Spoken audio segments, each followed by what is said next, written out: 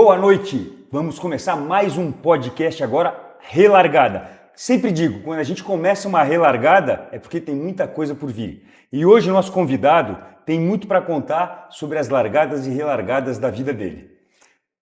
Bom, esse é o primeiro programa da primeira temporada, agora com a apresentação do Fernando junto comigo. A gente está falando de número 1, não podia escolher outro candidato, outro convidado, tem que ser o Pedro Cardoso, número 1 do TCR. Pedro, boa noite, obrigado por estar aqui com a gente. Bom, prazer. É prazer estar fazendo parte do primeiro programa de vocês. Tenho certeza que vai crescer muito e muita gente vai acompanhar. E como eu falei, é um prazer estar aqui. Bom, quero começar te perguntando dessa temporada, principalmente lá em Cuiabá. Você teve alguns problemas, não pôde correr, isso comprometeu a sua luta pelo título. Mas a parte disso, que balanço você faz da sua temporada até agora? Cara, Robson, de uma maneira geral, eu acho que foi uma temporada muito positiva. Ano passado, eu falei isso em algumas entrevistas, era muito difícil ter um ano melhor do que eu tive em 2024, né? Porque eu ganhei os 2 títulos e tudo. Mas esse ano foi muito bacana. Desde o começo a gente brigou por vitórias, pódios, ficou constantemente nessa briga, né? Até a etapa de Cuiabá, que eu ainda estava disputando o título, mas infelizmente por um motivo de saúde eu não consegui participar da corrida. Mas acho que isso não apaga a nossa temporada. Sofremos durante o ano com o BOP, que, enfim, a gente vai falar durante o programa, mas é o balanço de performance da categoria. Mas mesmo assim, acho que, de uma maneira geral, foi uma temporada bem positiva. Eu queria aproveitar e perguntar sobre isso. Eu vejo que a gente teve 3 fases na temporada, né? Primeira, a perna argentina, enfrentando frio, que muda completamente a temperatura do carro, e pistas que são completamente diferentes do que acontece no Brasil. Depois, Uruguai, com uma pista relativamente a primeira nova, mas menor, né? Uhum. E a segunda pista que precisava uma reforma aqui já na capital, enfim. E agora viemos para o Brasil no extremo calor para competir esse resto de campeonato, as últimas etapas. O que eu percebi? Que realmente na TCR o BOP é super importante para o resultado final do piloto. O quanto tu vê que esses carros novos ou a equipe que vai sempre investir num carro novo pode realmente fazer diferença ou mesmo a temperatura? O que você pode falar sobre isso? Bom, Fernando, eu vou separar a resposta em duas fases. Primeiro falando um pouco das pistas que você mencionou e dos diferentes climas, né, que a gente enfrenta durante a temporada. Eu acho uma coisa super legal do campeonato. Um campeonato que você visita diferentes países em diferentes épocas do ano, proporciona essa questão principalmente do clima. Então, como você falou, a gente na Argentina teve corridas ali quase perto dos 0 graus, com pistas também bem diferentes do que a gente está acostumado no Brasil. No Uruguai é a mesma coisa, né? Uma pista, a de Montevidéu, por exemplo, é praticamente um circuito de rua. E bom, isso tudo faz com que o campeonato tenha vantagens e desvantagens para os pilotos da casa, ou às vezes eu, por exemplo, lá em Alpinar, tenho um histórico muito bom porque aconteceu de eu casar bem com a pista. Então eu acho que essas diferentes situações de clima, circuitos, tudo, faz com que o campeonato fique legal. E eu diria até que isso, de certa forma, é também um BOP, né? Porque como você tem pilotos de vários países, o cara que é da Argentina, teoricamente, tem mais experiência lá, então ele vai ter uma certa vantagem. Quando vier para o Brasil, o jogo vira.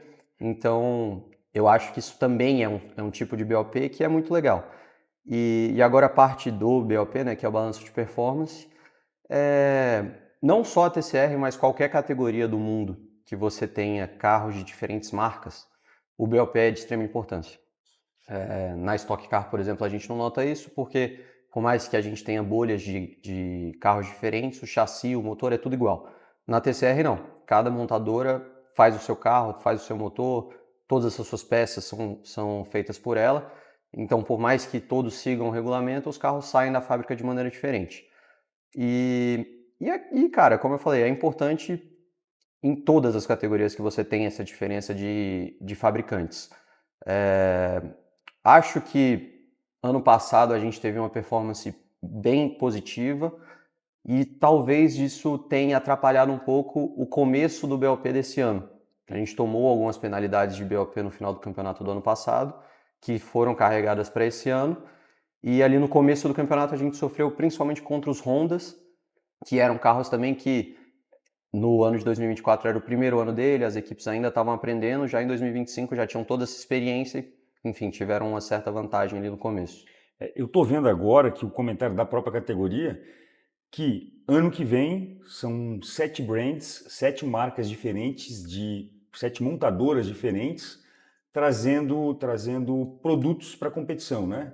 Com a entrada de novos entrantes. Será que esses novos entrantes, tu vê como sempre vai ser mais atualizado do que já estão competindo? Tu acha que esse tipo de investimento acaba prejudicando uma equipe a outra? Ou tu acha que eles conseguem fazer uma boa equação a nível mundial? Cara, eu acho que isso é um ponto bem interessante que você tocou. O conceito TCR ele existe já, se eu não me engano, há 10 ou 12 anos. Sim. E, obviamente, tem carros que foram fabricados naquela época e tem carros que foram fabricados ano passado. E eu acredito que uma equipe nova que entre, ela muito provavelmente vai querer os carros mais modernos. E isso permite que ela chegue já no nível das outras equipes, eu acredito. Por mais que tenham equipes que já estejam aí trabalhando com TCR há 5, 6, 7 anos, o carro não é muito complicado. O conceito do carro é engraçado falar, é um stock car, ou seja, é um carro de estoque. Um carro que você entra na internet, pesquisa lá no site e compra o kit do carro. O carro inteiro você consegue montar pelo seu computador, comprando tudo. Então, não é muito complicado de você preparar o carro e deixar ele pronto para a competição. E, óbvio, a experiência dos engenheiros, a sua mão de obra, dos seus mecânicos, a qualidade do seu piloto, eu acho que isso é muito mais determinante para o sucesso ou para o fracasso do que o fato de ser uma equipe nova ou velha. Eu tenho mais uma curiosidade, porque tu já viveste todas essas experiências, tanto no lado de equipe brasileira quanto de Argentina. Assim, a gente tem a cultura, né, muita gente fala que os argentinos com mecânica são mais técnicos que os brasileiros, outros dizem que a engenharia do brasileiro é melhor, a garra, enfim. Como é que tu tem essa percepção olhando os dois lados da moeda, assim? Cara, é legal, realmente é bem diferente. Se eu tivesse que classificar os dois estilos numa palavra só, eu diria que talvez o argentino seja um pouco mais raiz e a gente um pouco mais moderno. Mas, assim, não consigo classificar como melhor ou pior um ou outro. São só coisas diferentes. São maneiras de trabalhar diferentes. Todos usam as mesmas ferramentas, né? Aquisição de dados, tudo isso. Mas acho que o estilo da equipe muda. E a gente percebe isso aqui também, né? Diferentes regiões do país têm diferentes tipos de mão de obra, de trabalho, de maneira de trabalhar. E, para ser bem sincero, eu não sei te dizer o que é melhor ou o que é pior. Mas eu gosto da maneira que a minha equipe, que é a Argentina, trabalha. É uma equipe um pouco menos, não vou falar desenvolvida, mas é uma equipe mais enxuta em termos de staff. É uma equipe familiar e eu acho que ela consegue fazer funcionar muito bem, talvez por isso. Entendi. Eu me sinto bem confortável ali por causa disso também. Tu acha que ser familiar tem um comprometimento maior com o resultado final, até porque precisa viver disso, precisa ter resultado? Eu não sei se um comprometimento maior com o resultado final. Afinal de contas, eu acho que todo mundo que está competindo quer sempre o lugar mais alto do pódio. Tá todo mundo ali para o mesmo objetivo. Mas, de uma certa forma, se você tem essa questão familiar, ou não sei, os seus mecânicos estão ali trabalhando na equipe há 20, 30 anos e já fazem parte da família, você não passa por dificuldades que talvez alguém que esteja abrindo uma equipe ou uma equipe nova passe por não conhecer talvez o estilo de trabalho do engenheiro, dos mecânicos, do piloto. Então, essa experiência caseira vai só facilitar o trato ali dentro do autódromo. Você falou um pouco da penalização do BOP do ano passado. Eu queria voltar um pouco nessa questão, porque também teve uma mudança muito importante, que foram os pneus. Esse ano entrou os pneus da Hankook e o BOP mundial é feito em cima dos pneus da Kumho. Primeiro, você acha que isso tem alguma diferença? Deveria se pensar num BOP para quem usa Hankook? E segundo, como que foi a adaptação com esse pneu? Se você acha que o teu carro sofreu, um concorrente se deu melhor? Cara, em relação aos pneus, eu não acho que isso tenha prejudicado ou ajudado ninguém no BOP. Para ser bem sincero, os pneus da Hankook, eles se comportam de uma maneira muito parecida com o da Kumho, eu digo em termos de pilotagem. Não vou saber te dizer em termos de engenharia, porque não é minha especialidade, mas a sensação dentro do carro ela não é muito distinta, não é muito diferente, mas o pneu é mais rápido. Então, as sensações são as mesmas, às vezes até as referências nas pistas são as mesmas, mas o carro acaba virando mais rápido, talvez porque o pneu seja um pouco melhor. Mas não acho que isso tenha feito grande diferença nos BOPs. E, bom, essa é a minha opinião. Acho que o Hankook é um pneu melhor, mas eu não te diria que é completamente diferente ou que os setups dos carros mudaram por causa dessa mudança de composto. Eu até falei técnica com o Leandro, né, que é o responsável pelo pneu, ele falou que a lateral do pneu realmente é mais rígida e a banda do pneu muito mais mole, garantindo uma performance melhor. Até por isso ele demora um pouco mais para esquentar, eu acho. Só que o que ele falou? Que tu sai já a toda, vamos colocar assim, acelerando o máximo, sem ter os aquecimentos das camadas do pneu, tu vai comprometer a banda e a lateral do pneu é onde pode rachar. E aí compromete o desempenho. E aí eu ia te perguntar, onde é que vai a experiência do piloto para saber qual é o ponto certo? Quer dizer, pô, a pista está fria, puta, eu preciso esquentar mais o pneu. A pista está muito quente, puta, vai derreter o pneu. Como é que qual é o teu feeling para poder acertar? O pneu está pronto para uma classificação para te poder dar aquela volta fantástica? Cara, essa é uma pergunta bem difícil de responder porque você já tendo pilotado vai entender isso. A gente sabe quando tá bom, mas eu não consigo te falar qual é a sensação que eu sinto quando eu acho que o pneu está pronto. Mas com certeza é de extrema importância. Tudo no carro que você tem que preparar é de extrema importância. Desde os freios. Então, às vezes quando a gente chega numa pista, no final de semana de corrida, na primeira sessão a gente normalmente faz o assentamento dos freios. E eu acho que tudo isso, dos freios, dos pneus, todos os procedimentos que você vai usando para preparar o carro são muito importantes. Então, às vezes, se você começa lá no seu acabamento de freio de maneira errada, você vai prejudicar todo o seu final de semana. E às vezes você não entende o porquê. Você acha que é um problema de setup no carro, ou às vezes é um problema de condução, ou às vezes, não sei, de referência, de ponto de freado, mas na verdade o começo de tudo foi errado, então você está se prejudicando por todo. E os freios têm isso e os pneus também têm isso. Então, a gente nota essa questão do Hankook ser um pouco mais demorado para preparar e um pouco mais sensível também. Sim. Então, como você falou, você não pode já sair cano cheio, acelerando, porque, óbvio, não vai fazer a diferença de você, eu diria assim, você não vai furar o pneu se isso acontecer. Mas, como a gente está sempre brigando pelos milésimos de segundo, qualquer diferença que te deixe mais pronto, mais preparado, vai ser melhor. Então, o pneu tem um ciclo de aquecimento um pouco delicado, e aí essa questão de como você se prepara para isso, eu acho que é só com experiência. Pergunta até para vocês dois, porque o Pedro não correu de Honda esse ano, mas a impressão que a gente tinha acompanhando as corridas é que os pneus duravam mais no Peugeot do que no Honda, exceto talvez Velocitar, que acabou o seu pneu no final ali, mas a impressão que a gente tinha acompanhando é que acabava mais rápido nos Hondas. Vocês acham que isso acontecia por quê? Eu tenho a impressão, barra sensação, que tem dois fatores principais aí nessa equação, que é, primeiro, o setup do carro, como a equipe prepara o carro, e segundo, o peso do Honda.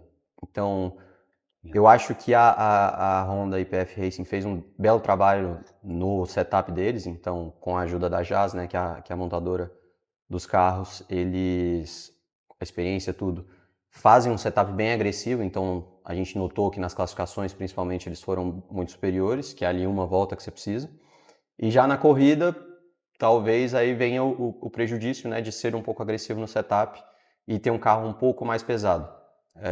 Então eu acho que, por um lado, eles tinham uma vantagem na classificação, mas nas corridas talvez se equilibrasse essa vantagem e aí a gente pôde aproveitar isso em alguns momentos. Eu vejo também, Pedro, uma diferença na questão o hatch, o sedã e o peso potência, né?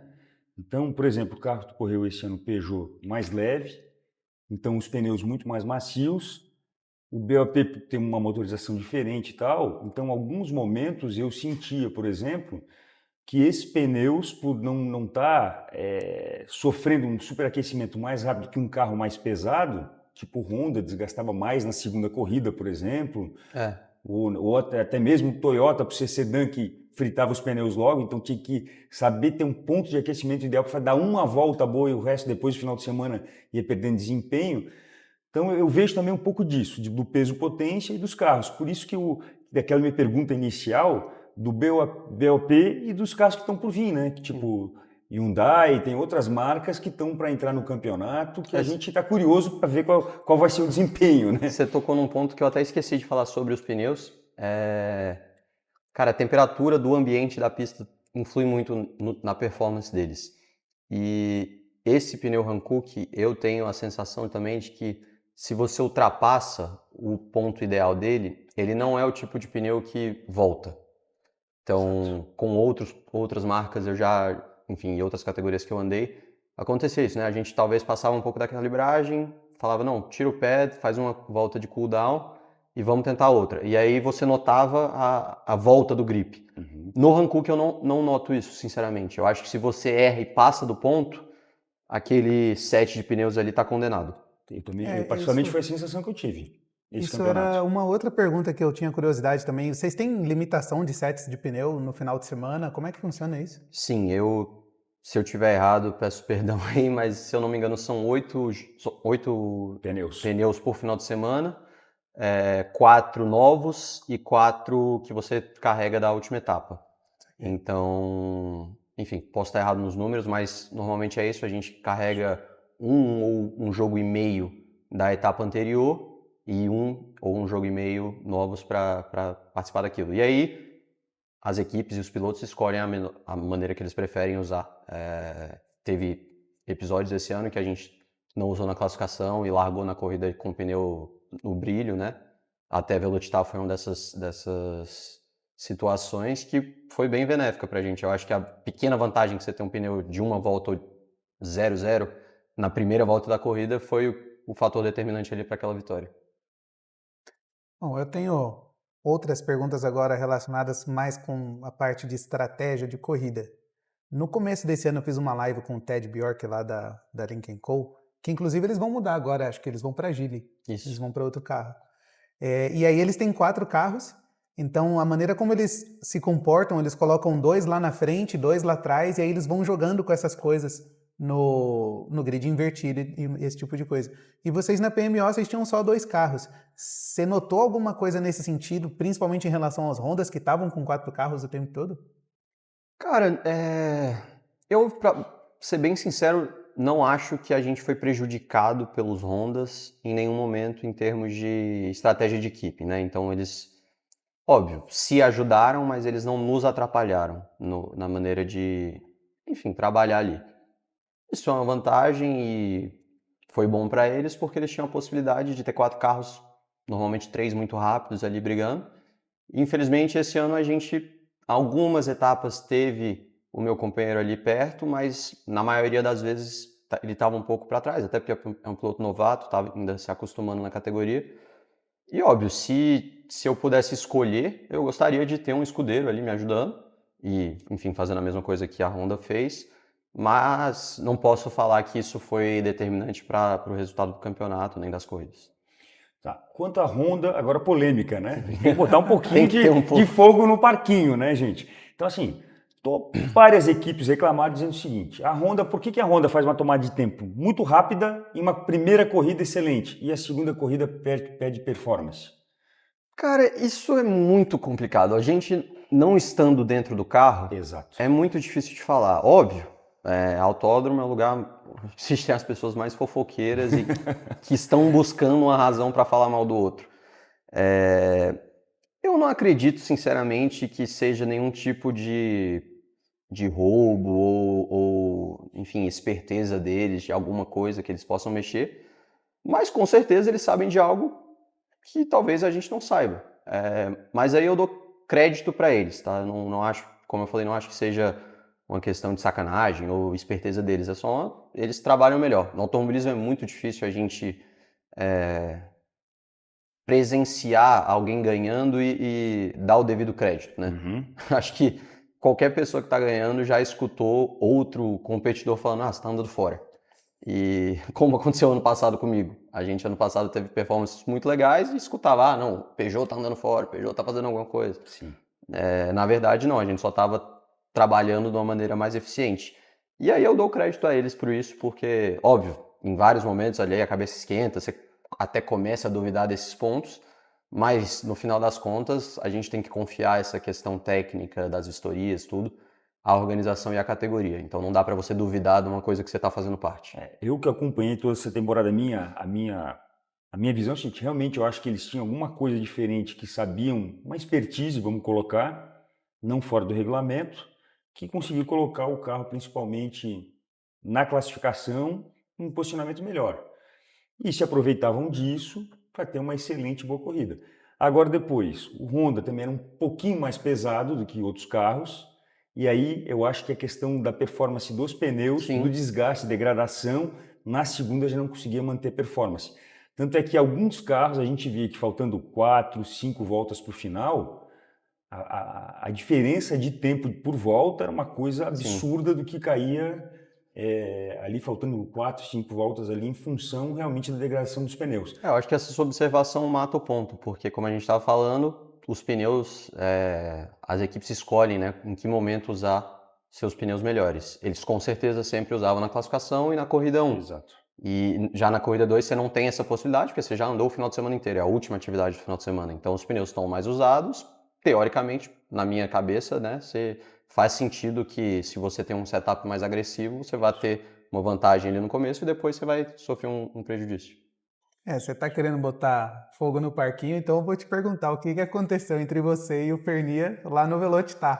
Cara, aquele episódio foi muito engraçado, porque o Léo é um cara, assim, muito experiente, primeiro de tudo, e argentino, não pode deixar isso de lado. E a história dele antes do automobilismo, ele foi jogador de futebol. Então, acho que juntando essas três coisas, você tem um cara que é muito competitivo e sabe usar o jogo mental muito bem. Eu fui companheiro da equipe dele ano passado e, enfim, a gente teve ali alguns atritos. E, cara, depois daquele episódio em Cuiabá, a gente se encontrou, lavou toda a roupa suja, ficou tudo bem, não tenho nada contra ele não tem nada contra mim. Mas foi engraçado porque a gente se encontrou e os dois deixaram bem claros que tudo aquilo que aconteceu foi meio que uma estratégia. Eu tava tentando entrar na cabeça dele, ele tava tentando entrar na minha cabeça. E, cara, competição é isso, né? Principalmente quando você tá disputando o título, você tem que usar tudo que você tem ao seu favor para desestabilizar o cara. E eu acho que ele tentou fazer isso comigo e eu, não deixei, tentei agora devolver a estratégia. Mas foi só uma discussão, assim, besta, nem lembro exatamente o que a gente falou. Não tinha nada a ver com corrida, por sinal. Eram outras coisas. Mas no final das contas tá tudo bem. Esse negócio, esse Mind Games, é legal. Uma vez você comentou comigo em off, essa parada do BOP, você chegou a dar umas declarações na imprensa, não, porque o BOP, porque o Honda, porque o Peugeot sacrificaram a gente, e dali em off você comentou comigo, falou, você tem um pouquinho de Mind Games mesmo, vê se deixa o cara um pouco... Não, total. Tudo que envolve as falas, o jeito que você se apresenta na pista, até num outro programa, pouco tempo atrás, eu falei sobre isso, todo mundo que está ali quer o mesmo objetivo, que é ganhar a corrida. Se você está ali para fazer outra coisa, desculpa, você não devia estar ali. Então, eu não acredito nessa história de amizade, por exemplo, entre pilotos. Eu, na TCR, assim, tenho um bom relacionamento com vários pilotos, mas não vou falar que eu sou amigo de nenhum deles. Porque é isso, eu tô me matando para tentar ganhar a corrida e eu tenho certeza que eles também estão. E aí vai chegar uma situação de que eu vou me prejudicar ou ele vai se prejudicar por ser meu amigo? Claro que não. Então eu prefiro deixar claro essa questão de, tudo bem, tá tudo certo, mas, cara, não conte comigo, sabe? Porque eu tô aqui para ganhar, não tô aqui para fazer amigo. Amigo eu tenho, enfim, com os meus mecânicos, com os assessores, todo mundo. Com o piloto, cara, é competidor. Então, acho que é importante, faz parte do negócio e, enfim, acho que universo e para o show da categoria também é interessante, né? Exato, eu acho que falta muito disso no nosso automobilismo aqui. Esse um pouquinho de trash talk que a gente vê em, sei lá, luta de UFC e tal, você promover o espetáculo, sabe? Acho que aqui a impressão que eu tenho é que o mundo é muito colorido, muito perfumado. E na verdade não é. Esse que é o problema. Eu acho que a gente maqueia uma coisa que não é, porque nos bastidores é todo mundo tentando se esfaquear o tempo inteiro. Principalmente nas categorias mais profissionais. Então, eu acho que o pessoal podia mostrar um pouco mais desse lado, que ia realmente ficar mais interessante. Aproveitando esse gancho aí, ano que vem o Perninha na Stock Car. A gente já teve a experiência do Matias, que veio correr com o Rubinho, né? Que o Rubinho fez lá uma temporada e depois ele trouxe para correr de Stock Car, fez alguns pódios, teve um desempenho, mas não teve assim de ganhar campeonato, de disputar, até pelo nível também da Stock Car. O que ele vai enfrentar lá, já que tu é um cara muito experiente, já Cara, então, vivenciou tudo isso? eu acho que tudo vai depender da equipe, principalmente. Dos 30 pilotos da Stock Car, eu diria que talvez 20 têm condições de disputar o campeonato. Talvez até mais. E o Pernia, se entrar, vai ser um desses. Ele é um cara, nem sei quantas vezes campeão do TC 2000, ganhou o campeonato da TCR esse ano, é super vitorioso, está acostumado a ganhar e a disputar campeonatos, mas se ele não tiver o carro bom o suficiente para isso, não tem, pode ser o Max Verstappen que não vai resolver. Então, primeiro de tudo, eu teria que ver aonde eles vão andar. Pelo que eu tenho escutado, a ideia dele e do Sebastian Martino é montar uma estrutura, né, montar uma equipe. E a minha opinião pessoal é que isso não é uma boa ideia. Se eu fosse eles, eu não faria isso. Eu tentaria, de alguma maneira, óbvio, buscar o restante do orçamento, mas me associar ou, enfim, estar dentro de uma equipe que já tem sucesso na categoria, já tem expertise. Porque, como você falou, é uma categoria muito disputada, tá todo mundo ali brigando pelos milésimos e a experiência conta. Então, beleza, esse carro teoricamente é novo, tem só um ano, mas se você prefere estar numa equipe que já trabalhou um ano inteiro com o carro ou que vai começar a trabalhar ano que vem? É muito complicado. Pois é, então, pelo que eu tô vendo, eles têm essa ideia de criar uma equipe e eu acho que eles vão sofrer, principalmente no começo. Pedro, agora eu vou tocar num ponto que eu acho que é a dor de todo piloto, né? Todo piloto profissional que quer seguir carreira, que quer continuar na batalha por títulos, pegar as melhores equipes, ele precisa ter um budget para poder cumprir, pagar a temporada. Muitos que precisam viver disso precisam ter um budget maior para poder sobrar para ele também. Bom, nosso posicionamento econômico do Brasil e político para alguns ramos de investimento, a gente vê que está com freio de mão puxado. A Argentina deu uma acelerada, eu acho que lá, esse ano, pelo menos, eu senti a economia um pouco mais pujante, né? 2026, o que está pensando para esse ano de 2026 com relação a patrocínio, as coisas que estão por vir, as equipes de outras categorias também? Vai ser mais fácil, vai ser mais difícil? Quais são os desafios do piloto? O piloto tem que estar engajado com o manager com isso? Assim, eu particularmente acho que as equipes deveriam também ter uma estrutura de patrocínio para já estar subsidiando e o piloto entrar com uma parte, ou enfim, ou ter a parte dele que vai transformar em salário, mas sim virar uma equipe profissional como os clubes de futebol viraram. Sim. Não ter só a responsabilidade para não daqui a pouco virar quem paga mais anda e entendeu? Eu não sei qual é a tua visão para esse ano de 2026. Cara, essa resposta acho que vai ser um pouco longa, mas primeiro ponto é a questão dos pilotos terem que ir atrás de budget, enfim, os que vivem disso, óbvio, tem que tentar um budget maior. É uma pena, né? Porque automobilismo é um esporte caro. Exato. Parte desse princípio. Mas eu acho que, principalmente na Stock Car, que Exato. teoricamente é a nossa categoria maior, né, do Brasil, o custo é muito alto. Muito alto. E, na minha opinião, de novo, um pouco fora da realidade, pelo carro. A gente aí pega na Stock Car, tem um orçamento igual de um GT World Challenge, que são carros GT3 que viram, sei lá, 10 segundos mais rápido que o Stock Car, carro total de fibra de carbono. Então, é sempre um desafio buscar o patrocinador, conseguir uma vaga legal, conseguir um budget legal, conseguir um contrato que você consiga, né, enfim, pagar todos os custos e sobrar um dinheiro.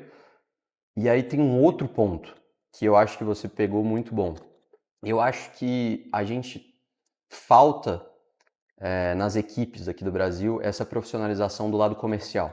Exato. São muito boas em termos técnicos, em termos de pista, engenharia, staff de mecânicos, pilotos, etc. Mas a parte comercial das equipes é meio deixada de lado. Eles contam muito com esse apoio dos pilotos que, enfim, são quem trabalham, né, para conseguir os patrocínios. Eu gostaria de viver num mundo do automobilismo brasileiro que fosse mais parecido como é, por exemplo, os Estados Unidos. Lá as equipes têm departamentos comerciais justamente para ir atrás, para comprovar que vale a pena o patrocínio no motorsport, porque, óbvio, não é só o retorno de mídia que você está atrás, é toda a experiência, tudo que você consegue fazer dentro de um paddock de corrida, porque é um ambiente diferente, especial. Então, como eu falei, gostaria de estar num automobilismo brasileiro que fosse 100% profissionalizado em todas as áreas. E eu acho que essa área está um pouco defasada. Eu também acho. Eu acho que, bom, os budgets se a gente pensar quase $1 milhão, né? Na próxima temporada, de 4,5 milhões a 5 milhões de reais para correr de Stock Car, realmente ficou para poucos, tem que profissionalizar cada vez mais isso, realmente. Não é uma crítica, é simplesmente um...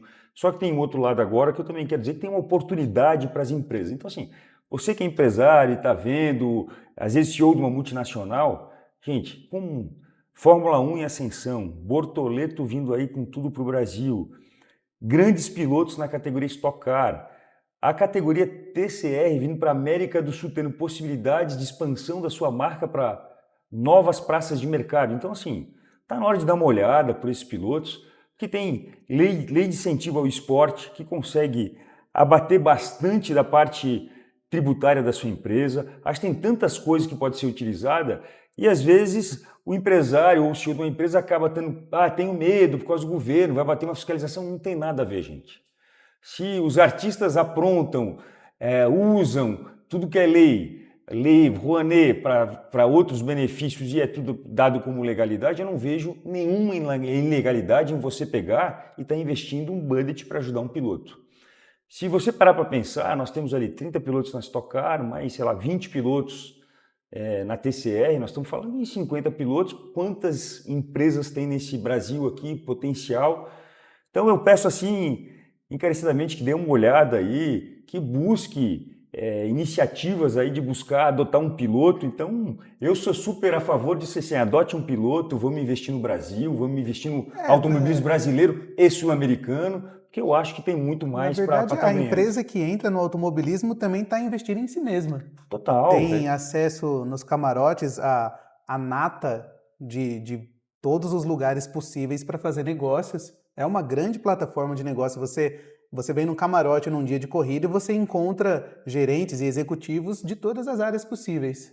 Eu até uso o seguinte, com o maior crescimento, vários patrocinadores, não vou falar nomes, obviamente, falaram que a empresa deles começaram a ter um grande crescimento a partir que eles começaram a investir no automobilismo, porque aquela bolha, aquela nata que circula no paddock final de semana, movimenta quantos por cento da economia no Brasil? Então, assim, esse business por detrás transforma em dinheiro também. Então, acaba diluindo aquele investimento e acaba...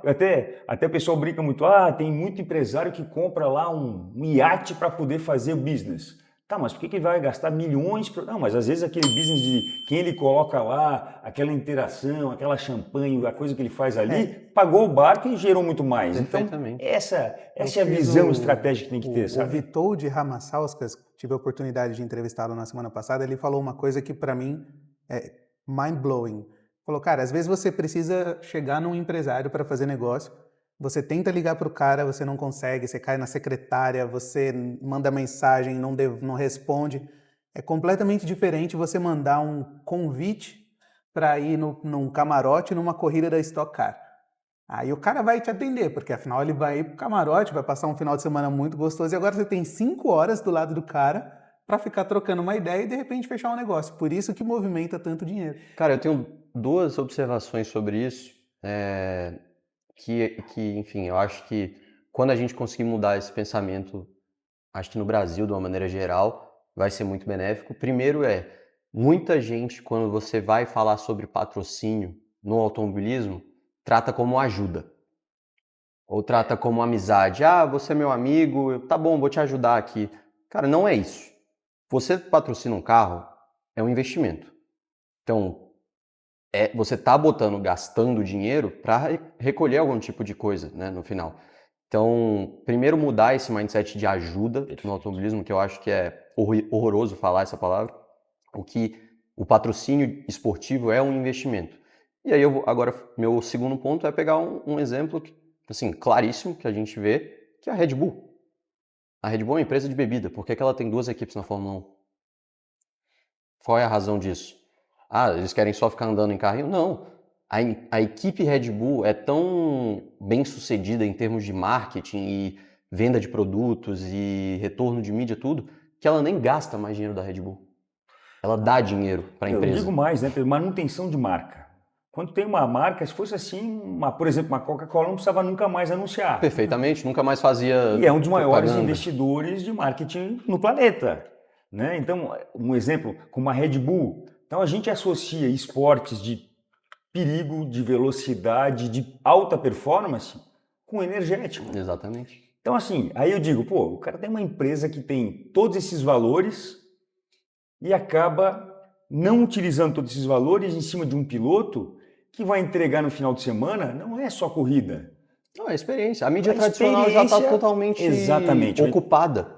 O que você faz? Ah, eu vou gastar, sei lá, 5 milhões em anúncio no Instagram, no Google Ads, essas coisas. Cara, você vai se diferenciar do quê? Dos seus concorrentes? Ainda mais, se tu é uma indústria, por exemplo, que já tem os teus fornecedores, teus compradores fixos, tu não tem muito o que inventar. Tu tem que gerar experiências para eles. Você tem que fidelizar esses E que caras. nada melhor, por exemplo, uma TCR, de fazer uma viagem internacional com um cara desse, mostrar lugares. A gente tem exemplos experiências aí sensacionais. de empresas que já vêm fazendo isso e com certeza estão colhendo frutos muito produtivos aqui na TCR South America, que é o caso, por exemplo, tanto do Banco BRB quanto da Demicon. A Demicon leva seus clientes aí para Uruguai, Argentina, tudo.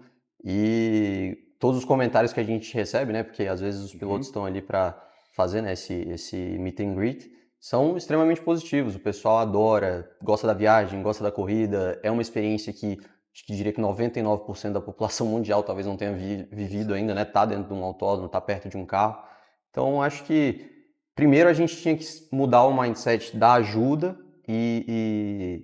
enfim, começar a explicar e mostrar que vale a pena o investimento. Eu acho que o outro lado também desse contexto que a gente está botando, a gente não pode esquecer o público, né? Quando a gente fala de patrocínio, a gente está falando, olha, a tua marca vai atingir o público. Então, acho que a gente precisa começar a olhar também como a gente está chegando nesse público. Acho que isso é uma das coisas que me motivaram a começar esse podcast, chamar o Fernando. Acho que a mídia hoje está deixando a desejar. A gente tem vários produtos muito bons e a gente não vende esse produto para o público. O pessoal não chega, o pessoal não curte. Você olha como o automobilismo na Argentina, o Pedro comentou comigo um dia que ele é mais famoso na Argentina que no Brasil. Sim. Cara, olha como eles vivem o automobilismo e por que a gente não vive desse jeito. Eu acho que lá também tem essa questão, né? A gente tem que ver a quantidade de autódromos que tem na Argentina. São mais de 400 autódromos. No Brasil a gente não tem 20. Então, assim, existe uma questão também Cultural. um pouco cultural e de os caras lá tem muitas corridas de final de semana que o cara prepara o carro na garagem dele, bota na carretinha e vai lá de final de semana correr. Então eu acho que por isso que diz, o argentino é bom mecânico e tal. Então tem essa questão cultural.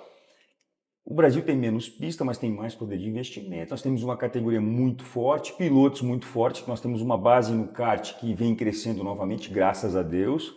Eu acho que nos últimos 2, 3 anos o automobilismo brasileiro e internacional, né, Fórmula 1, a TCR, South America a nível mundial, teve um boom de crescimentos. A qualidade de tudo melhorou muito. Com certeza.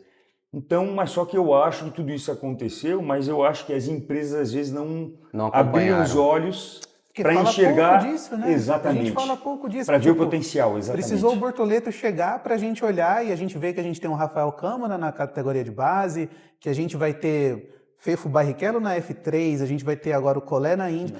Precisou o Bortoleto chegar na Fórmula 1 pra Drogovic gente... na Fórmula E. Exato. Exatamente. A gente fala muito pouco disso. O próprio Pedro, cara, o Pedro falar que ele é mais famoso na Argentina do que no Brasil é muito triste, cara. É engraçado, porque, enfim, uma falta de conhecimento que acho que abrange tudo isso que a gente está falando um pouco, né? O patrocínio do automobilismo é muito visto como ajuda ou como esporte de milionário. Não, só empresa milionária pode fazer isso aqui. Cara, não é isso. Qualquer tipo de empresa pode proporcionar uma experiência legal para o seu cliente. Se fosse assim, o Hamilton não tinha chegado na Fórmula 1, quantas pessoas não tinham condição financeira nenhuma? E claro, uma equipe grande foi lá, abraçou, vou comprar a ideia e levou até a Fórmula 1. É isso que está faltando no Brasil, né? Então, eu acho que esse é o ponto. Agora, eu vejo uma questão também entre Argentina e Brasil, uma diferença grande com relação a isso.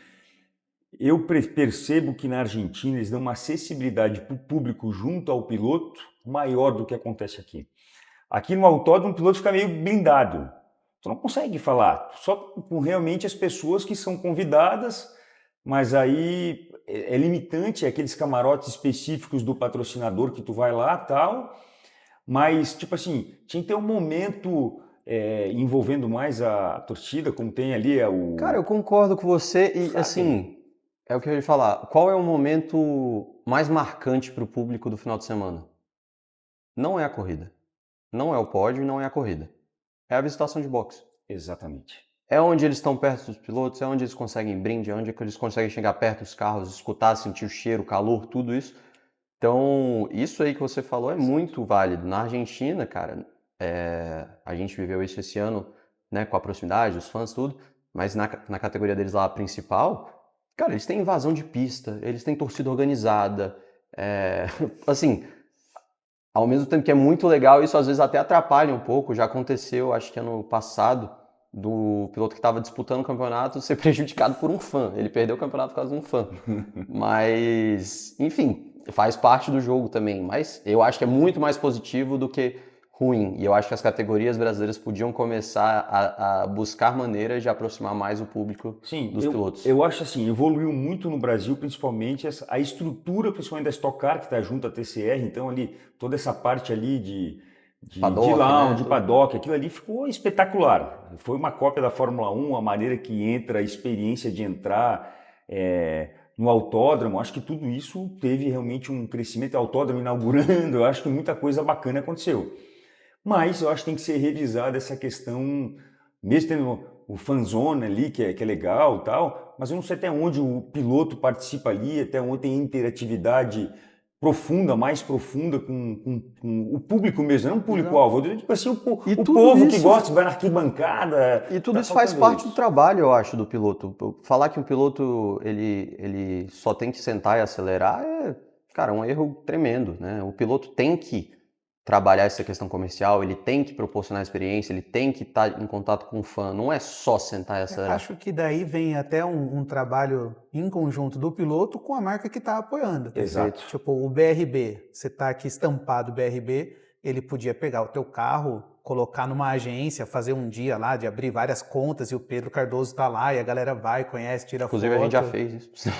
Pois é, tinha que ter bastante legal essa aí, ó. Mas é até legal essa sugestão, porque acontece, essa sugestão acaba tudo dando uma ideia que já aconteceu, mas que serve para várias outras empresas e outros produtos. Então assim, o pessoal do marketing, vamos se atentar aí, hein, gente? Olha as oportunidades que estão rolando aí. Eu moro em São Caetano do Sul, tem 3 ou 4 semanas o carro do Thiago Camilo estava lá numa loja de tinta, porque patrocina ele. Aí você imagina, a pessoa que está em São Caetano do Sul muitas vezes não chega aqui no autódromo, vai 1h30 para vir aqui, mas o cara assiste pela televisão e aí ele tá ali, ele conhece o Thiago Camilo, começa a foi na cidade acompanhar dele. tudo, Exato. Às vezes gosta do cara. Voltando um pouquinho, queria comentar sobre o assunto que eu acabei não falando, sobre o crescimento do automobilismo, não só aqui no Brasil, mas de uma maneira mundial. A gente vê, principalmente na Fórmula 1, né, os pilotos reclamando da questão do Netflix, é muito dramatizado, é muito... Enfim, eles inventam histórias.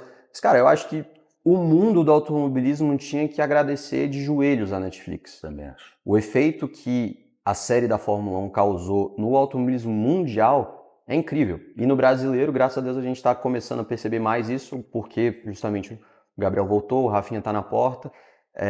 Tudo tá crescendo. As pessoas voltaram a gostar de automobilismo E no outra mundo. coisa, público mais jovem e casal. Tá começando a vir casal e mulheres E também mulheres pra que pista. não acompanhavam, não Então, gostavam, não sabia nada. Agora, pô, às vezes acontece de encontrar meninas mais novas e elas saberem tudo de corrida. Assim, muito mais do que muito marmanjo que assiste há 50 anos. Porque antes elas não tinham enfim, facilidade talvez de entender o negócio, e as categorias também não tinham talvez o interesse de fidelizar aquele fã. E agora isso mudou. E o legal é que tu aumenta o leque de consumidor e de produto e de empresas que podem realmente vir para patrocinar todas as categorias. Então, assim, eu acho que esse é o ponto que às vezes nem todo mundo se atentou, que aumentou. E assim, e hoje vocês sabem que, por exemplo, na compra do carro, todo mundo brinca, né? O marido vai lá, mas o marido pergunta para a mulher, tá, meu amor, tu quer branco ou quer preto? Tu quer cinza ou tu quer vermelho? Entendeu? Exato. Então existe também uma parcela da mulher justamente ali na escolha do produto. E eu digo, quando vai no autódromo também, pode acontecer de o marido gostar de um piloto, a esposa de outro, ter discussão, como tem no futebol, e tudo isso acabando gerando desejo por marcas, por produtos e acabando consumindo aquele produto. Exatamente. Então a oportunidade tá muito aí, sabe? Bom, gente, acho que tá na hora da gente encerrar esse papo, tá muito bom. Eu só queria fazer uma dinâmica com você antes da gente encerrar. Vamos formar o card do Pedro Cardoso, como se fosse um card do FIFA, por exemplo. Eu vou te passar aqui uns tópicos e você vai colocar uma nota de 1 a 5 como você se enxerga. Na sequência, a gente vai pegar um outro piloto aleatório para você fazer o mesmo. E a ideia disso é como o Pedro se enxerga e como o rival dele enxerga a ele. E daí a gente compara isso depois. Legal. Vamos começar com velocidade bruta, de 1 a 5. Que nota você se dá? Velocidade bruta, eu diria, cara, vou botar aí como se fosse classificação, né? Velocidade de classificação. Eu acho que é onde eu tenho mais dificuldade, então, vou ser modesto, eu acho que 2,5, 3 no máximo. Tem que escolher um? 3, vai. Beleza. Agora, constância. Por constância, você pode entender tanto o ritmo de corrida como uma constância no campeonato. 5.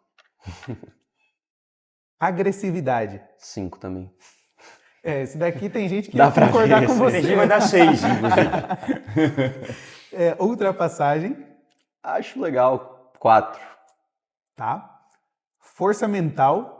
E daqui você pode entender, sei lá, dentro da corrida aconteceu uma coisa muito ruim, você precisa escalar pelotão de novo, ou então você está chegando de um final de semana ruim, precisa se recuperar. Cara, eu me considero bem forte, mas óbvio, a gente sempre tem os momentos de altos e baixos, então 4. E para fechar, conhecimento técnico não de pilotagem, mas da parte do carro, engenharia do carro. 2. Acho que talvez essa sim seja a minha maior falha. Então vamos revisar aqui. Velocidade 3, constância 5, agressividade 5, ultrapassagem 4, força mental 4 e conhecimento / engenharia 2. Tudo isso mesmo? Eu acho que é isso. Beleza. Agora vamos tacar fogo no parquinho. Quero que você faça isso com o seu eterno rival, Leonel Pernia. Vamos lá. Então vamos começar com a velocidade bruta dele. Cara, ele é muito rápido de classificação. Acho que talvez seja um dos pontos mais fortes dele, então vou botar 5 aí. Constância. Cara, ganhou o campeonato também, tem que ser muito bom. 4. Agressividade. Cara, eu não diria que ele é um piloto tão agressivo assim nas disputas. Ele é bem inteligente, né? Então chega muito nas coisas, talvez usa isso a favor dele. Não acho que ele seja um piloto extremamente agressivo, eu vou botar 2. Ultrapassagem. 3. Força mental. 5. Ele é muito, muito forte mentalmente. E para fechar, o conhecimento técnico dele. Também é muito grande, eu diria 4. Lembrando que você foi companheiro de equipe dele, então você estava junto. Sim. Ali, você acompanhou bastante. Vamos revisar então. Velocidade bruta 5, constância 4, agressividade 2, ultrapassagem 3, força mental 5 e conhecimento técnico 4. Acho que é isso. Legal. Na edição, fazer a mágica, vai aparecer o card aqui para vocês. Bom, com isso, acho que a gente pode encerrar. Tem alguma coisa que você quer dizer? Vamos encerrar, agradecer a presença aí do Pedro Cardoso aí fazendo aí o sucesso nas pistas, que continue brilhando tanto no Brasil quanto no exterior. A gente torce e que as empresas olhem por esses talentos como Pedro Cardoso e que a gente continue fazendo cada vez muito mais relargadas. E fique com a gente até o próximo programa Relargada.